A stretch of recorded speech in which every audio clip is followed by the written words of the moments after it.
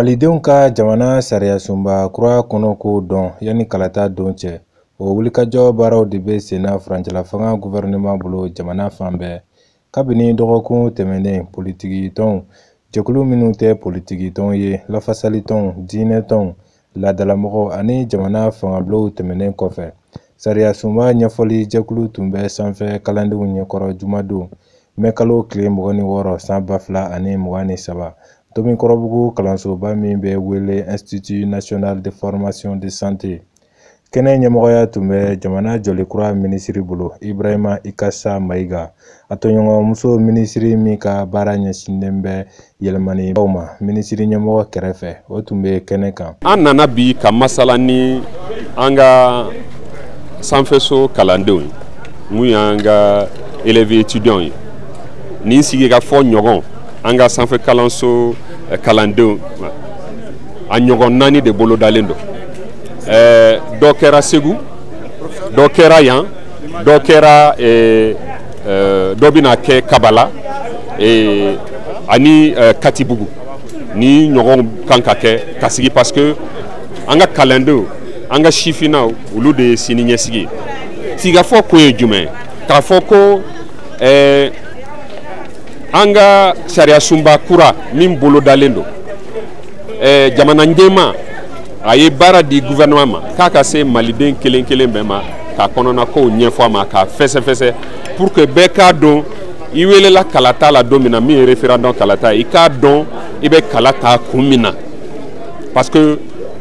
sariya sunba o y'an yɛrɛ ka ko ye. Ni sariya sunba bolodalen ale maliyɛnw de y'a dilan, maliyɛnw hakilina de b'a kɔnɔ parce que maliyɛnw fɛn fɛn fɔ sariya sunba yɛlɛmani ko la o de taara ba la ka ko ɲɔgɔn na pour que nin ka se ka sɔrɔ. Donc an ka se k'an ka Mali kura jɔ bi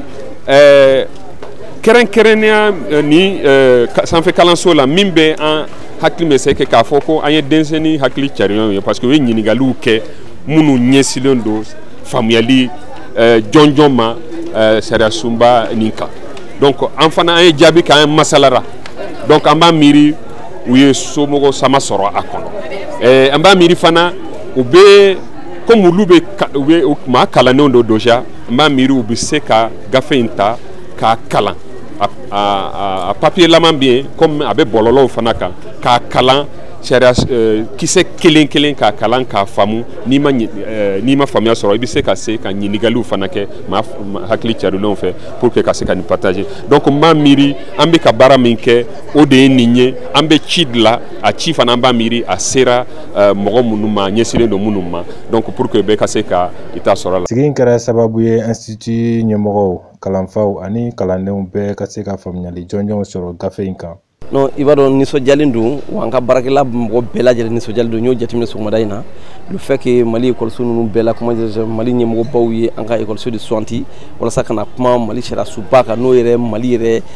taase fɔlɔfɔlɔ yɛrɛ ye Mali yɛrɛ sigilen bɛ sen min kan n'o sen donc n'a nana fɔ kɔnɔ kuma fɔ an ka école in na yan vraiment ne bolo o ye nisɔndiyakoba de ye. A yɛrɛ ɲɛ b'a la jama nana ka na sali fa vraiment an nisɔndiyara kojugu. Y'a dɔn yanni ka se bi ma depuis a ka ca ni kalo kelen an ye sariya sunba in an y'a projet ta ka tila an ka baarakɛla mɔgɔ bɛɛ lajɛlen ɲɔgɔn cɛ ka tila k'a di ekɔlidenw fana ka responsable fana ma u k'a essayer ka kuma kan. Donc o de y'a to u ye ɲininkali caman kɛ bi parce que u tun y'a bɛɛ kala caman tun y'a bɛɛ kala ka ban ka ban. Donc a kɔni a diyara mɔgɔw ye kosɛbɛ. A yɛrɛ y'a jateminɛ ɲininkaliw la ko vraiment mɔgɔw sɔnnen don a kɔnɔfɛn ninnu ye kuma yɔrɔ dɔw tun bɛ mun faamuya o ɲininkaliko la o ɲɛfɔr'u ye o fana u bɛɛ nisɔndiyara. Donc vraiment a kɛra nisɔndiyakoba de ye. U y'a danfaraw fɔ bi u donna fɛnw na k'a fɔ i n'a fɔ an ka kan ninnu an ka kan ninnu don ba la ani fɛn min ye fɛn juge ka ɲɛmɔgɔsoba wala pour que mɔgɔ wɛrɛw bɛ se ka don yen cogo min na parce que walasa population bɛ se ka a faamuya juge ka baara faamuya cogo min na k'u sen don a la dɔɔni ani kuma caman u donna a bɛɛ la bi k'a bɛɛ ɲɛfɔ hakilila danfara caman de b'u ni ɲɔgɔn cɛ. A ye Mali an ye ɲɔgɔn ye ba mun kɛ kɔrɔlen o ɲɔgɔn ye ba ninnu o recommandation bɛnkan min fɔra o ɲɔgɔn ye baw la u y'o bɛɛ de sɛnsɛn sisan k'o do a kɔnɔ i n'a fɔ le dialogue national inclusif, les assises nationales pour la refondation ani les différentes assises minnu tɛmɛna ɲɔgɔn yeba mun kɛra yanni k'olu se u y'olu bɛɛ sɛnsɛn bɛnkɛlaw mun kan olu bila a kɔnɔ donc vraiment o kɛra ko ɲumanba de ye parce que ni nin bɔra sen na i b'a fɔ ɲɛfɔ ɲɛ miliyɔn bɛɛ de jɛlen don ani dafara min fɛnɛ b'a la tuguni le fait que depuis kalo joli depuis san joli nin maliyɛn bɛɛ de ɲininkara k'a daminɛ village la duguma an ka togodaw la ka taa dugu kumabaw la ka na fɔlɔ fɔ Bamakɔ ka maliyɛn bɛɛ ɲininka donc bɛɛ lajɛlen hakilila de jateminɛna na en plus de là u bɛ tila u ya min sɛbɛn tuguni u bɛ k'a don bɛɛ lajɛlen kan ka don ekɔlidenw kan ka don mɛtiriw kan ka don bɛɛ lajɛlen kan mɔgɔ minnu kalanna min ma kalan pour que bɛɛ ka se ka hakilina fɔ a kan yanni ka juillet kalo tile 18 se n'o ye a wote yɛrɛ don ye n'o ye kalafili don ye donc ne kɔni bolo ni particularité min bɛ nin na danfara min bɛ ni tɔw cɛ c'est que nin kɛra bɛɛ lajɛlen diɲɛ de ye a ma kɛ ni kɔrɔtɔ ye a ma kɛ ni a fɛnɛ kɛra waati min na o waati mɔgɔ min bɛ fanga la i b'a dɔn sondage de kɛra alimanw ka bureau d'étude de sondage dɔ kɛ ala kuma man jan min y'a yira k'a fɔ ko maliyɛnw pratiquement sigiyɔrɔma 100 mɔgɔ ɲɔgɔnna 90 sɔnnen bɛ transition mɔgɔw ye donc o waati kɔnɔ na donc ni mɔgɔw bɛnna ka kuma min fɔ o bɛɛ ka k'a kɔnɔ donc ne bolo o kɔni o ye alhamdulilayi ye. Minisiri saba ninnu ka nali bɛnma segin don an ekɔlidenw yɔrɔ ka s'u ma parce que n'i y'a ye u nana an ka ekɔli la bi ka yɔrɔ wɛrɛ mɔgɔw wele ka fara an kan ka ni projet in kuma kɛ a bɛ n'a fɔ ni projet in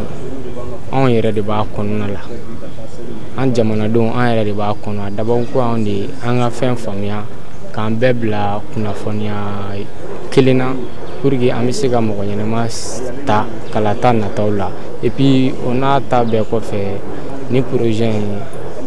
ala ka sabatiliko ɲuman ala k'a di maliyɛnw ma parce que fɛn caman fɔra a kɔnɔ ni constitution ko kumaw don minnu bɛ maliyɛnw arranger ka tɛmɛ constitution tɛmɛnen kan parce que kuma dɔw b'a kɔnɔ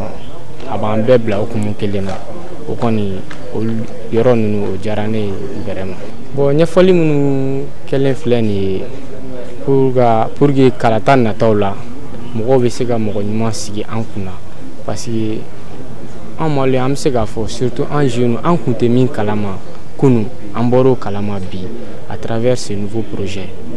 an bɛ ɲɛmɔgɔw fo u ye projet in sigi sen kan ka maliyɛnw bɛɛ la kunnafoniya k'an nabɔ fɛn caman kalama pour que an bɛ se ka jamana ɲɛma sigi an kunna parce que an bɛ kuma ni min ye bi constitution tɛmɛnen u ka projet min tun bɛ en cours a projet in kɛra sababu ye Mali yɛrɛ fanba bɛɛ tun t'an bolo tugun mais ni transition min b'an kunna n'u ye ni projet kura in sigi an b'a fɔ alhamdulilayi bi maliyɛn bonyanen don fan bɛɛ bon ni ne b'a ɲini tɔw fɛ an ka jɛ an ka ni projet in an ka kɔnɔ kumaw ɲini k'a dɔn k'a la sabati kalata nataw la ka mɔgɔ ɲuman choisi ka sigi an kunna pour que o bɛ se ka kan anw ma ɲɛtaga ye. Bon n ye faamuyali caman sɔrɔ sabula a bilara ne ka telefɔni kɔnɔ n ma se ka a kalan k'a ban mais sisan nɔ n nana ka na nin lamɛnli la min ye a ɲɛfɔ an ye a ye fɛn camanba de fɔ a kɔnɔna la min yɛrɛ ye faamuyali camanba diya a kan ka nabɔ a kɔnɔna ko kalama ne bolo ne y'a faamuya cogo min na ni a ɲɛfɔra mɔgɔ caman ɲɛna hali n'olu bannen don n'u y'a fɔra ta n'u y'a faamu ne hakili la u ma n'u hakilinata sɔrɔ a la u bɛ se ka choix di a don n'Ala sɔnna. Welewele min bɛ ne bolo ka se maliyɛnw ma ne yɛrɛ ye maliyɛn ye n bɛ n ka maliyɛnya fɛ kosɛbɛ et puis fɛnɛ n bɛ n ka africainiya fɛ kosɛbɛ maintenant ne bɛ min fɔ maliyɛn tɔw ye u k'a ɲini k'a faamuya u kɔni sera anw ma yan bi kana ɲɛfɔli kɛ anw ye walasa ka anw nabɔ a kalama bon ne minnu m'o opportunité sɔrɔ i k'a ɲɛɲini i yɛrɛ ye i k'a dɔn n'i y'a dɔn i yɛrɛ sisan ne bolo i k'i ka diyaɲɛ yira a ko soit i b'a la ou bien i t'a la ne bolo a bɛɛ kɛ kun ye nɔ jamana ka yiriwa jamana ka taa ɲɛ jamana ka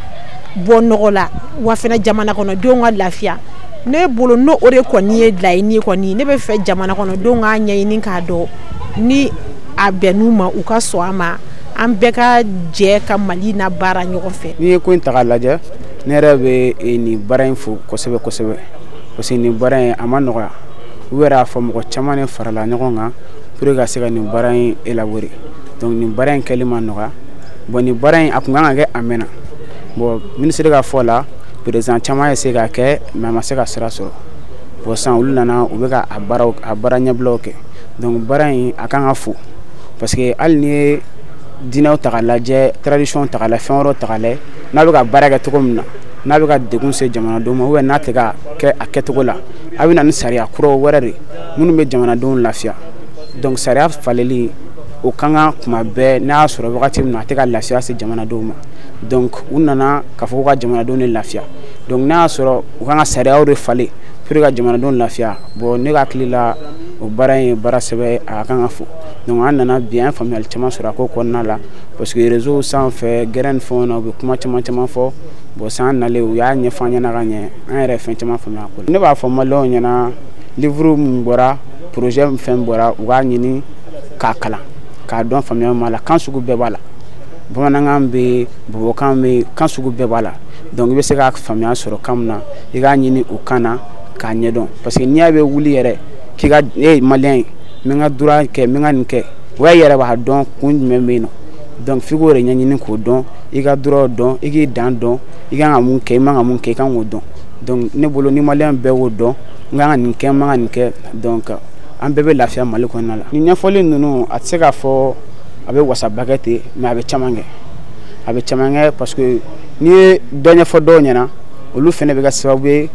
ka a ɲɛfɔ mɔgɔ wɛrɛw fana ɲɛna bon a bɛ na an minnu bɛ se ka sababu sɔrɔ ka kɛnɛ sɔrɔ ka na ko la k'a ɲɛ sɔrɔ donc n'a fana bɔra an tɔɲɔgɔnw cɛla an bɛ sigi gɛrɛw na an bɛ taa kilasi kɔnɔ donc mun fɔra an ɲɛna a ko la an ye mun faamuya an fana b'a ɲɛfɔ olu ɲɛna fo ka n'a kɛ maliden bɛɛ bɛ se ka bɔ a kalama cogo min na pour que an ka se ka taa kalata la. K'aw ladɔnniya ko ni sigi ɲɔgɔnna 3 wɛrɛw bolodalen don ni sanfɛ kalandenw ye Kabala, Segu ani Katibugu.